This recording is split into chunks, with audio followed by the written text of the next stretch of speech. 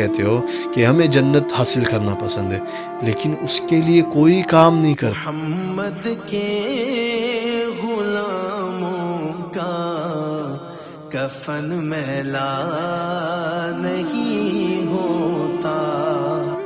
حضرت شفیق ابن ابراہیم رحمۃ اللہ تعالیٰ علیہ کا کہنا ہے کہ ایک دفعہ حضرت ابراہیم بن ادھم رحمۃ اللہ تعالیٰ علیہ بصرہ کے بازار سے گزر رہے تھے کہ لوگ ان کے ارد گرد اکٹھا ہو گئے اور پوچھنے لگے، ابو اسحاق، اللہ تعالیٰ نے اپنی کتاب میں فرمایا ہے ادعونی استجب لکم، یعنی مجھے پکارو میں تم لوگوں کی پکار سنوں گا، اور ہم مدتوں سے اسے پکار رہے ہیں لیکن ہماری دعائیں قبول نہیں ہوتی۔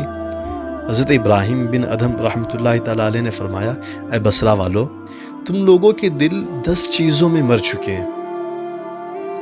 پہلی چیز یہ کہ تم لوگوں نے اللہ کے بارے میں جانا لیکن اس کا حق ادا نہ کیا۔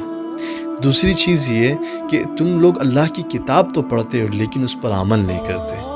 تیسری چیز یہ کہ تم لوگ رسول اللہ صلی اللہ علیہ وسلم کی محبت کا دعویٰ کرتے ہو لیکن ان کی سنت کو چھوڑ دیتے ہو۔ چوتھی چیز یہ کہ تم لوگ شیطان سے دشمنی کا دعویٰ کرتے ہو لیکن عملی طور پر اس کی موافقت میں ہو۔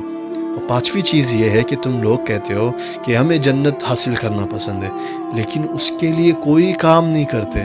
چھٹی چیز یہ ہے کہ تم لوگ کہتے ہو کہ جہنم میں جانے سے ڈرتے ہو لیکن اپنے آپ کو اس کے لیے تیار کر رکھے ہو۔ ساتویں چیز یہ ہے کہ تم لوگ کہتے ہو کہ موت حق ہے لیکن اس کے لیے کوئی تیاری نہیں۔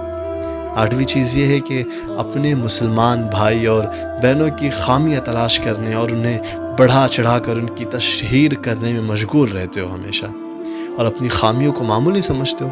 نویں چیز یہ ہے کہ اپنے رب کی نعمتیں کھاتے پیتے اور استعمال کرتے ہو لیکن ان کا شکر ادا نہیں کرتے، نہ زبان سے اور نہ ہی عمل سے۔ 10ویں چیز یہ ہے کہ تم لوگ اپنے مردوں کو تو دفناتے ہو لیکن ان کے مرنے والوں کی زندگی اور موت سے کچھ سبق حاصل نہیں کرتے۔ اللہ رب العزت تمہاری دعائیں اس وجہ سے قبول نہیں فرماتا ہے۔